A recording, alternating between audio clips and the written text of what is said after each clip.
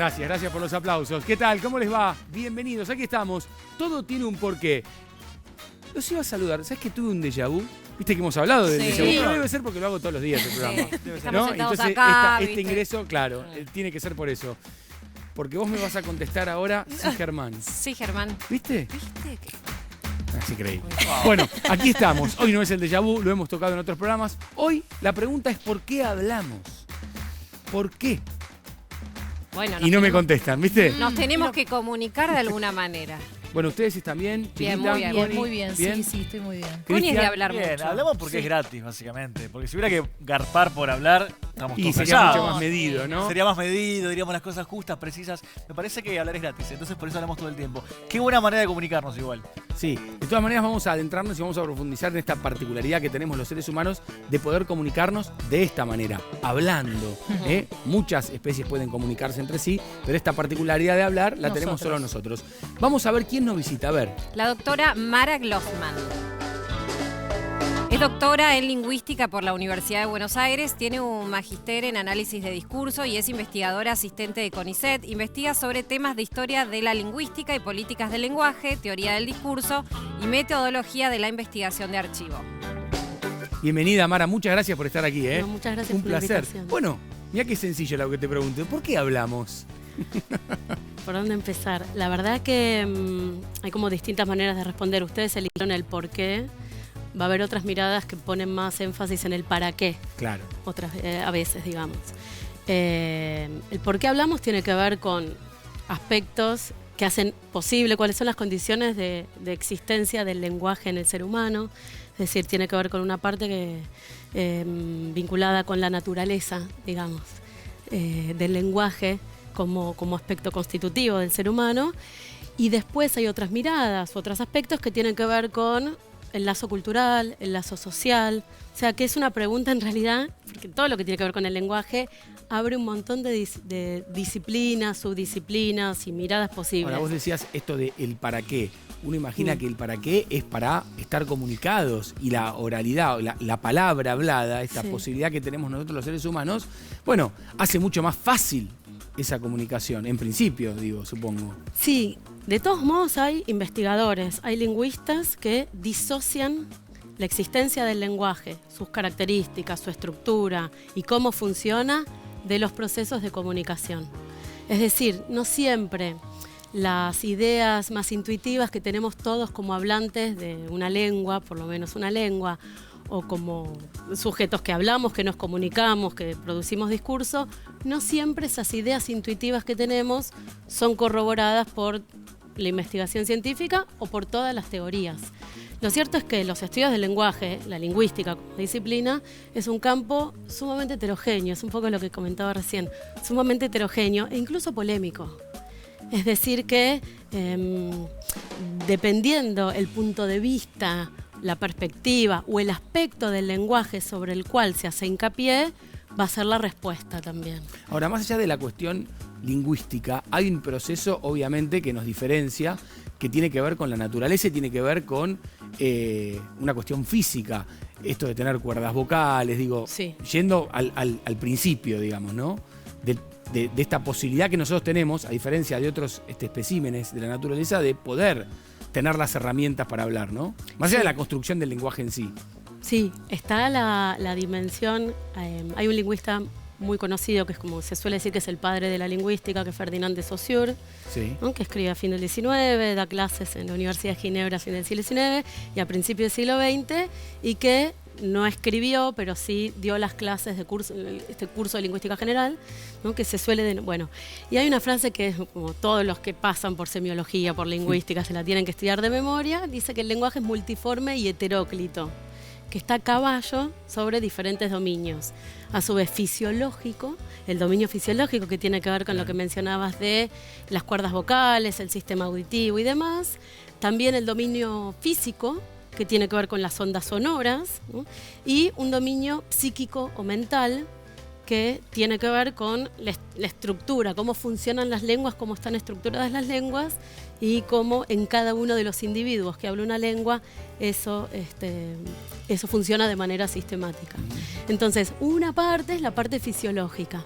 Hay estudios de lingüística y una parte del lenguaje que tiene que ver con eso, con la dimensión fisiológica. Pero pensemos, por ejemplo, en las lenguas de señas, que también son lenguas porque tienen una estructuración interna bajo la forma de un sistema de signos y de relaciones entre signos. Tienen sintaxis, tienen morfología, es decir, relaciones entre las partes de una lengua. O sea que no necesariamente la dimensión fisiológica es lo que constituye el aspecto principal de una lengua. O sea, podríamos pensar en una lengua... ¿Sin habla? Sí, no sin habla, sino sin la dimensión fisiológica, sin esa especificidad fisiológica, que tiene que ver con el sistema auditivo, por ejemplo, o de producción de las cuerdas vocales. Ahora, Podría. Sí, bueno, de hecho, después vamos a ver, está el lenguaje o la lengua de señas. Exacto. ¿No? Que no tiene que ver con el habla. Exacto. Evidentemente sí, perdón. No, quería preguntarte si se sabe cómo se constituyó el lenguaje, que digamos del habla, no el de señas, sino el común que tenemos, que dependiendo, ¿no?, de qué idioma se hable, cómo se fue constituyendo, cómo fueron los inicios, si se sabe. También hay distintas perspectivas. En general suele haber como dos grandes líneas para explicar los procesos de surgimiento, digamos, del lenguaje. Una que es un poco más biologicista o más naturalista, y otras líneas que tienen que ver con la idea de que el lenguaje responde a la necesidad de la comunicación, ¿no? Entonces, es distinto la explicación, porque en un caso, si es una propiedad inherente, intrínseca de la especie, es del individuo. Es decir, que el lenguaje se produce en cada individuo. En el otro caso, si surge de la necesidad de la comunicación, es necesario postular primero que existe el lazo social, que existe una trama social a partir de la cual el lenguaje viene a dar respuesta a ciertos requerimientos de comunicación. Hay enfoques que estudian el lenguaje, como decía antes, más en su estructura interna, digamos, en su funcionamiento y su estructura interna, que consideran que es una propiedad individual, es una propiedad de la especie, pero además de cada uno de los individuos, que es interno a los individuos. No son perspectivas que necesariamente van a rechazar, ¿no? Exacto. Porque, Exacto. Son complementarias. Son complementarias y va a depender de dónde se ponga el foco, cómo se va a explicar. Si el lenguaje es resultado primero de la multiplicidad de voces, del diálogo o la necesidad de un diálogo, de una comunicación dialogada o socialmente situada, es lo que va a producir después que se vaya estructurando el lenguaje en cada individuo, o al revés. O si primero se postula la aparición del lenguaje en los individuos y a partir de ello es una condición de posibilidad para que el diálogo se produzca. Bueno, son dos explicaciones distintas. A partir de la cuestión fisiológica, fuimos a buscar un otorrino, Connie específicamente. Fui a ver a Alberto Chinsky. Que nos cuente cómo es este proceso de la posibilidad del habla. Exacto, Alberto Chinsky, otorrino, para hablar un poco de las cuerdas vocales, porque yo no sé, a mucha gente seguramente le pasa, como me pasa a mí, que uno a veces fuerza la voz, a veces incluso sin darse cuenta, y estás dañando las cuerdas vocales. En esta nota te va a contar cómo funcionan, lo cual es fundamental para hablar correctamente y así cuidar tu voz. Mira.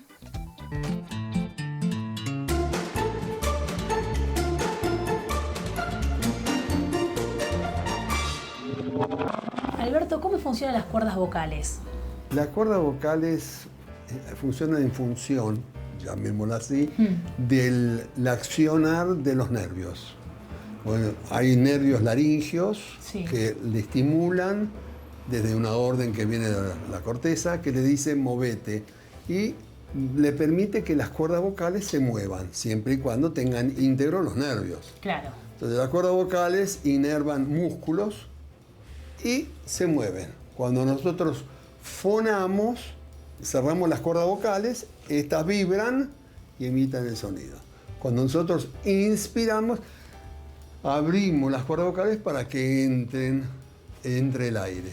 Y además de las cuerdas vocales, ¿qué otros órganos están involucrados en el habla? En el habla tiene que ver todo el aparato respiratorio, desde la emisión del aire, sea bajo el punto de vista laringo-tráqueo-bronquial, hacia afuera y hacia adentro. Hacia afuera nosotros tenemos caja de resonancia, saliendo hacia afuera tenemos las amígdalas, la faringe, la nariz, la parte de atrás de la nariz, entonces eso le da el tono y hasta el timbre de la voz al individuo, que es individual para cada uno. ¿Y cómo se pueden dañar las cuerdas vocales? Y en general el concepto es el mal uso o abuso de la voz. Se los entrena, se los hace fonar de una forma determinada y entonces no se quedan difónicos. Cuando me estás diciendo que se las entrena, ¿cómo se entrenan las cuerdas vocales? Bueno, el entrenamiento está en una parte fonoaudiológica, foniátrica, digamos, ¿no? Bien. Y eso le permite adquirir, inspirar de una forma determinada, emitir la voz de una forma determinada y todo eso. Pero cuando eso nosotros lo tenemos entrenado, hacemos intuitivamente, hablamos como estoy hablando yo en este momento, que no tomo el aire en el momento correcto, entonces podemos dañar las cuerdas vocales. Muchas gracias. Al contrario. En Todo Tiene un Porqué aprendimos un poco más sobre las cuerdas vocales, cómo funcionan y cómo cuidarlas.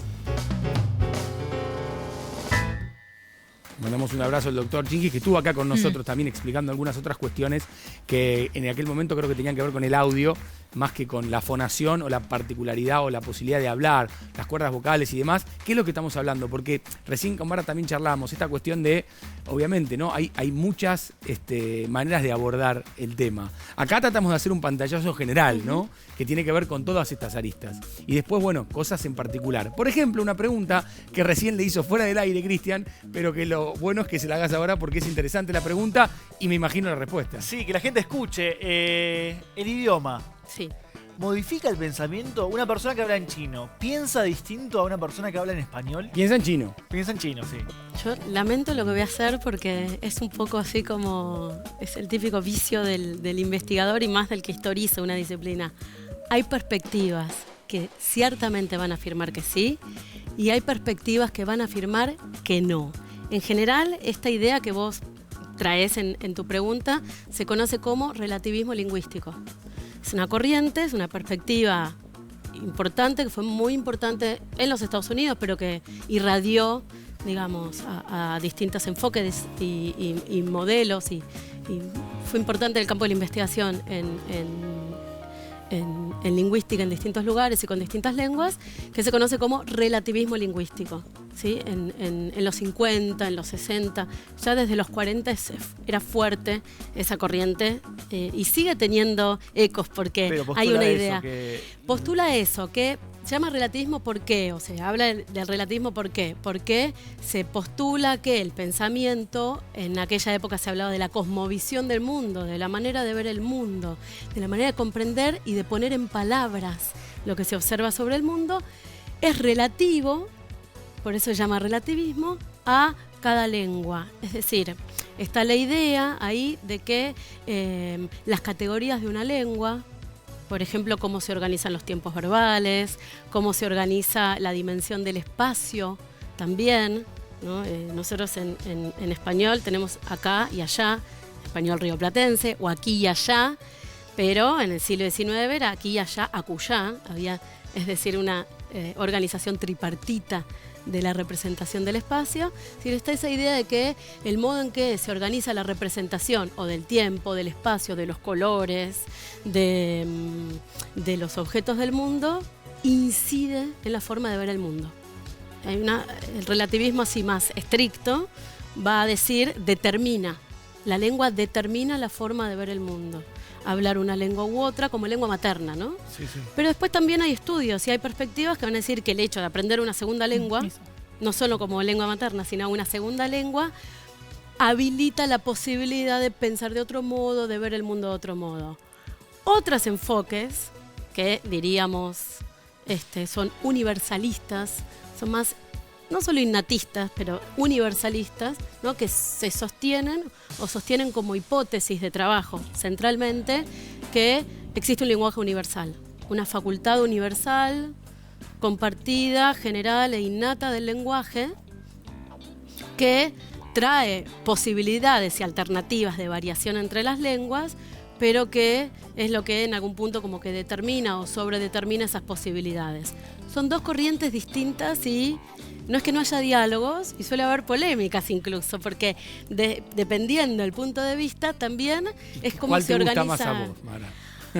Qué difícil esa pregunta, no puedo. Yo doy clase además de una materia que es lingüística general, es una lingüística general, es decir, damos un panorama amplio y tratamos incluso en la materia de ofrecer y de mostrar distintas perspectivas sobre el lenguaje. Ahora, porque Mara, después los alumnos cursarán materias ya de especialidad. Con respecto a lo que decías recién, ¿el lenguaje es la manera que yo estructuro o es lo que yo entiendo de lo que digo? ¿Entendés? Porque, o sea, vos me decías, de acuerdo al idioma que se habla, se puede entender o no, dice una teoría, ¿no? Y si no, la universal. Entonces, porque cuando uno habla otro idioma, a veces tiene que estructurar distinto. Entonces, lo que tiene que aprender es, o sea, la manera en que se arman las oraciones, o sea, uno tiene que empezar, pero sin embargo, en la manera de pensar o de compartir un pensamiento, quizás el otro entiende un chiste que yo digo,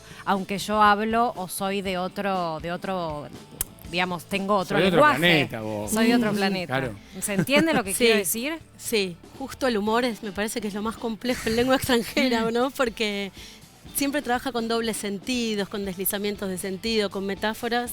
Y ahí ya tiene que ver con una dimensión más, lo que llamaríamos pragmática o de los efectos de las expresiones en el intercambio comunicacional. O sea, hay una parte que es más estructural. Vos hablabas de cómo se organizan las oraciones, cómo se organizan las frases. Eso es bien del orden gramatical, diríamos, morfosintáctico. Y lo mismo con el sistema fonológico.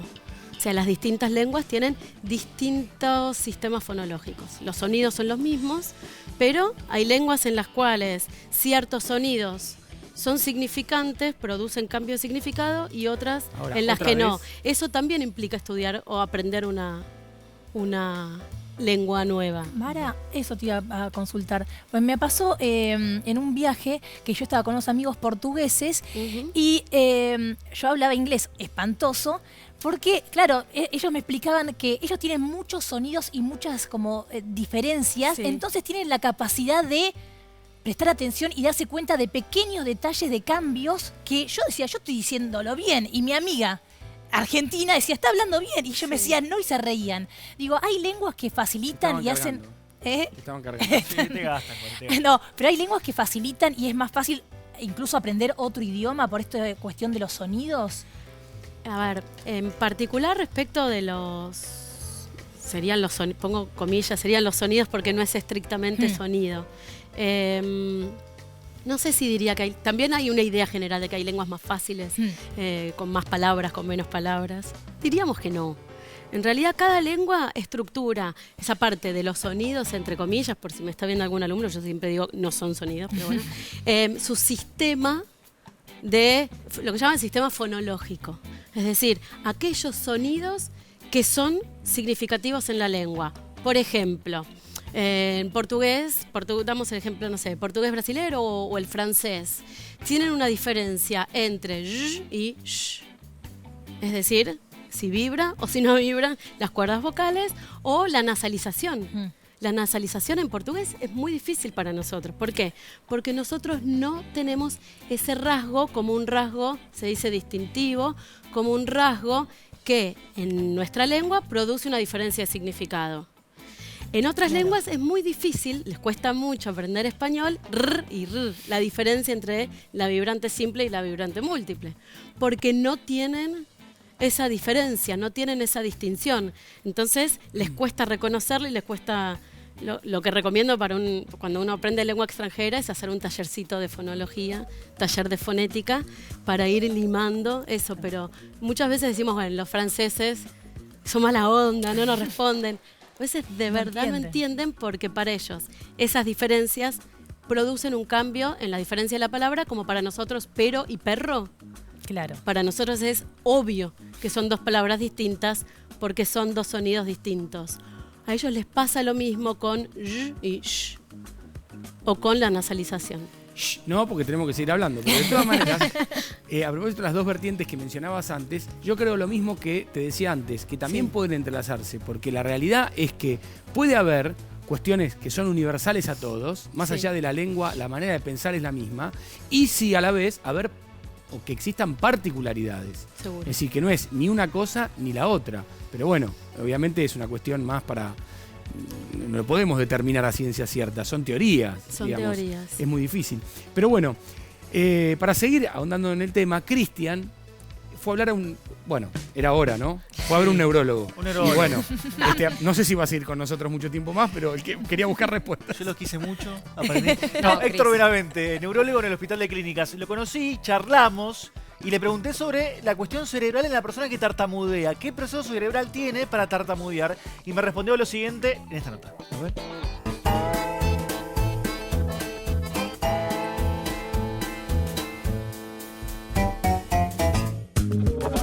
Doctor, ¿qué pasa en el cerebro de una persona que al hablar tartamudea? ¿Qué proceso cerebral ocurre ahí? Bueno, la tartamudez es la falta de fluencia en el lenguaje. Generalmente las primeras palabras son las que no salen, las que aumentan el tono en la musculatura, hay repeticiones. Y es muy frecuente, nosotros vemos el 50% de los chicos en edad de 3 años aproximadamente van a tener tartamudez en algún momento, pero esto es pasajera y desaparece. Y hay una forma crónica. La forma crónica se ha tratado de ver qué era lo que pasaba en los cerebros de los chicos que tenían tartamudez. Y lo que sí se ha visto es que hay algunas alteraciones en el volumen, sobre todo en el área del lenguaje, en el área del hemisferio izquierdo, en la región temporal. La parte genética también se han encontrado, por ejemplo, que en los gemelos que tienen el mismo material genético, el 75% hay de posibilidades cuando un gemelo tiene tartamudez que el otro también lo tenga. Y así también es más frecuente en los varones. Y aquellos padres que son tartamudos, si tienen un hijo, van a tener aproximadamente un 20% de posibilidades de que un hijo varón tenga tartamudez. ¿Y se puede llegar a curar? Bueno, esto mejora notablemente con el tratamiento y hay algunos chicos que les desaparece. Obviamente hay técnicas que se hacen tratamientos fonoaudiológicos específicos de relajación para obtener nuevamente la fluencia del lenguaje. Conozco casos de personas que hablan perfectamente bien, pero a la hora de leer un texto tartamudean, se traban. ¿Eso qué es? ¿Un problema a la hora de leer porque aprendieron mal o hay una condición? Bueno, posiblemente se traten de una dislexia. O sea, la dislexia, si uno la define, es una dificultad para aprender lo que es la lectoescritura en personas normales. La decodificación de lo que es la lectura. Doctor, muchas gracias. De nada, gracias. El habla y el cerebro en todo tiene un porqué. Quiero aprovechar para hacer una pregunta a Cristian, si me permitís, Mara, y a los chicos, por supuesto. ¿Qué siente Cristian cuando va a ver a semejantes personalidades, hombres estudiosos, como el neurólogo, que se pasó la vida estudiando para poder explicarnos, y vos llegás con esa camiseta a hacer la nota? De Batman. Le encantó Con la camiseta de al Batman. doctor. Digo, ¿te da vergüenza? ¿Te No, parece me dijo, que está bárbaro? te felicito, Cristian, por tu camiseta. Ah, ¿te me dijo? dan más ganas de que... Sí, sí. Es impresionante. Me encanta, Cristian.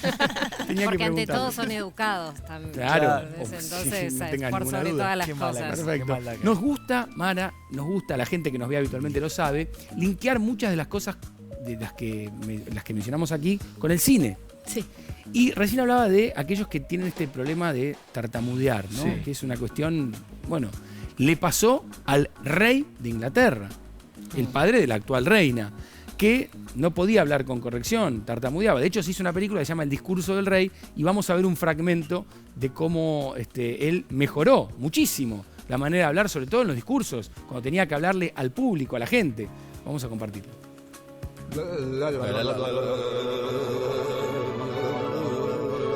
Sienta cómo se afloja la mandíbula. Ahora salte, salte, suelte los hombros. Eso es. Ahora afloje. Inhale profundamente, expande el pecho. Manos en las costillas. Más profundo. ¿Cómo se siente? Lleno de aire caliente. ¿No se tratan de eso los discursos públicos? Mi esposa y yo estamos contentos por visitar este importante... Respire profundamente y levante a su Alteza Real. Exhale lentamente y baje a su Alteza Real. ¿Estás bien, Bertie? Sí. Esto es divertido. Madre. Acorte la M. Madre. Manufactura Del distrito. Otra inhalación profunda. Jack y Jill. Jack y Jill. Sisaban Yuyo. Sisaban Yuyo. A los S. Perfecto. No nos permitiremos. Suelte los hombros. El trapero tapa con trapos la tripa del potro. Chicos, cuentan cuentos. Cientos de cuentos cuentan. Tiene poca memoria, Bertie. Vamos. Una vaca. Una vaca. Vaca. Un rey. Un rey. Bien. Si puede gritar vocales en una ventana, puede aprender a pronunciar un discurso. 30, 40 y 50. Respire profundo y... Esto es... Deje que fluyan las palabras. No funciona, maldita sea. Una vez más, Bertie, puede lograrlo. Tragaban trigo en un trigal. ¡Padre!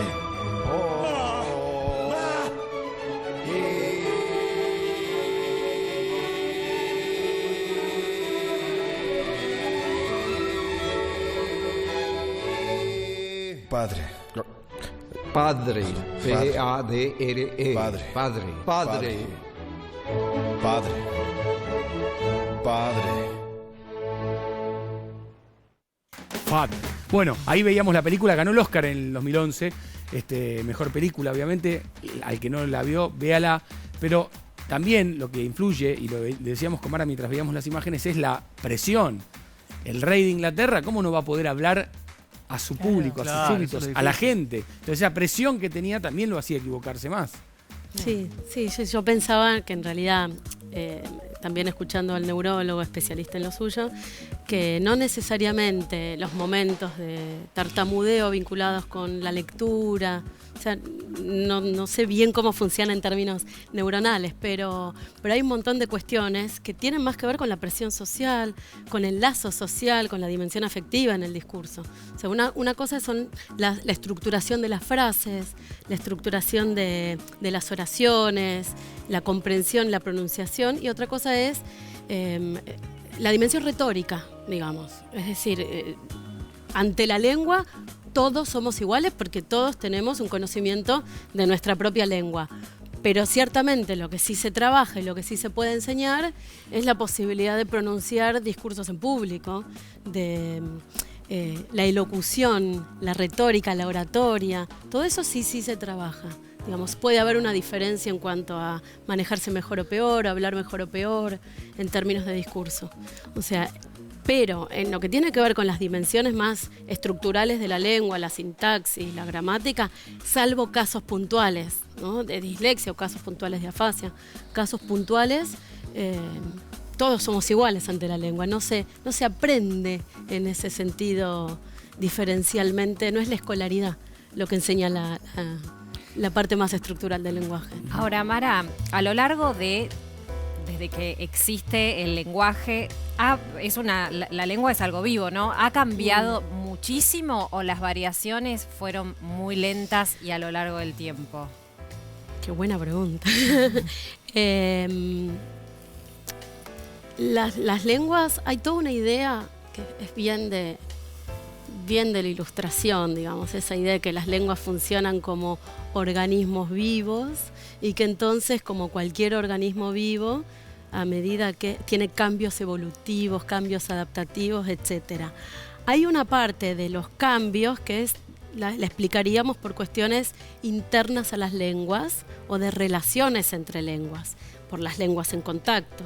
Hay otra dimensión de los cambios en las lenguas que también tiene que ver con cuestiones muchas veces de políticas, de decisiones sobre las lenguas o procesos históricos. Pensamos que nosotros hablamos español en el Río de la Plata o en Jujuy o en Tierra del Fuego por un proceso de conquista y colonización que no tiene que ver con una historia interna de la lengua. Y después pensemos que los procesos inmigratorios, por supuesto, las diversas variedades y lenguas originarias, digamos, tiene que ver con la complejidad de las variedades y lenguas en contacto. Pero no necesariamente nosotros tenemos como una idea que, es cierto, la lengua es un organismo vivo, pero nosotros hablamos español acá, en el Río de la Plata, por un motivo que tiene poco que ver con la naturaleza, en realidad, que tiene mucho más que ver con la historia, con los procesos de mercantilismo, digamos, Sí, y de los movimientos colonización sociales. en el siglo, exactamente, en el siglo XV. ¿Y cuál es la diferencia entre idioma y dialecto? Estrictamente, te voy a decir, tengo que decirles algo, la palabra idioma no la usamos los lingüistas, al menos en la actualidad. En general hablamos de una lengua, la lengua como un sistema de formas, digamos. Digo sistema porque siempre las formas tienen relaciones entre sí, la sintaxis, etcétera.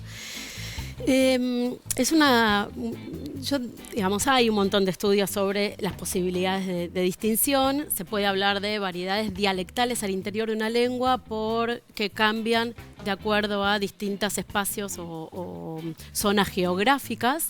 Por ejemplo, hablar del español del Río de la Plata, ¿no?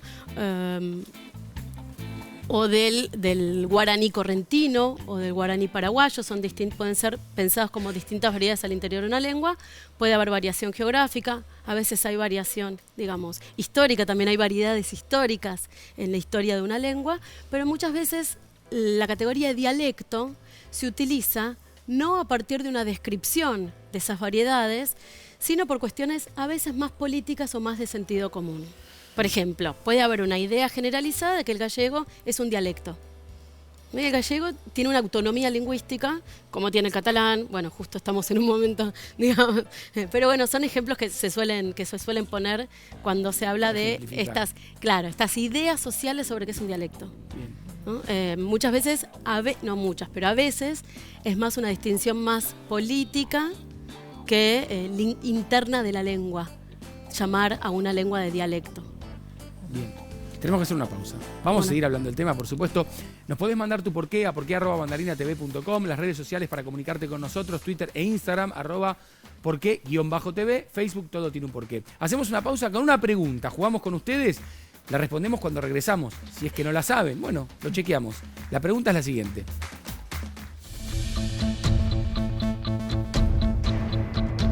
¿Quién fue el autor del libro Las palabras y las cosas? ¿Fue Humberto Eco, Beatriz Arlo o Michel Foucault? Ya la respondemos.